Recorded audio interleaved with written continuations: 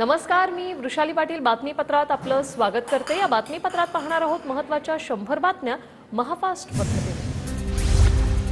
महाराष्ट्र शासनाकडून विधान भवनात आज 4 खेळाडूंचा सत्कार। रोहित शर्मा, सूर्यकुमार यादव, यशस्वी जयस्वाल, शिवम दुबेंना 1 कोटींचं रोख बक्षीस मिळणार। संध्याकाळी 4 वाजता खेळाडूंचा गौरव।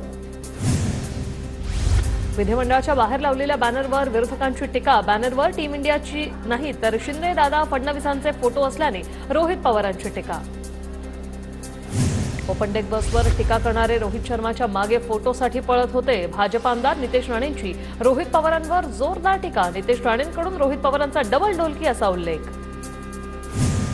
मंत्रिपदासाठी नितेश राणे फडणवीसांना खुश करण्याचा प्रयत्न करतात। नितेश राणेंच्या टीकेवर रोहित पवार यांचं प्रत्युत्तर।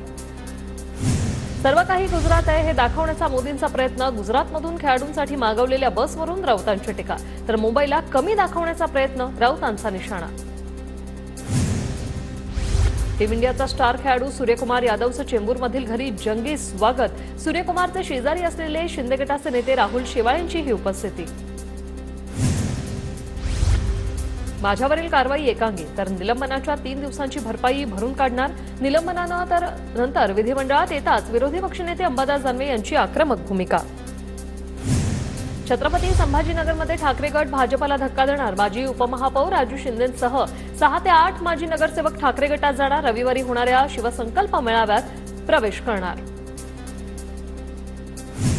करंदीकरांची कविता वाचून अजित पवारांचा विरोधकांना खोचक टोला। श्रेय ज्याचे त्यास द्यावे एवढं लक्षात ठेवा, अजित पवार यांचा टोला।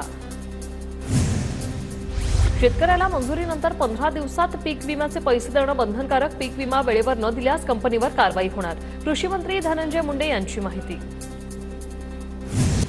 संभाजीनगरमधील 71,000 शेतकऱ्यांचे पीक विम्याचे दावे फेटाळल्यानंतर पुन्हा स्वीकारले। संभाजीनगरचे जिल्हा कृषी अधिकारी PR देशमुख यांची माहिती। विमा कंपन्यांनी कोणतंही कारण न देता दावे फेटाळले होते।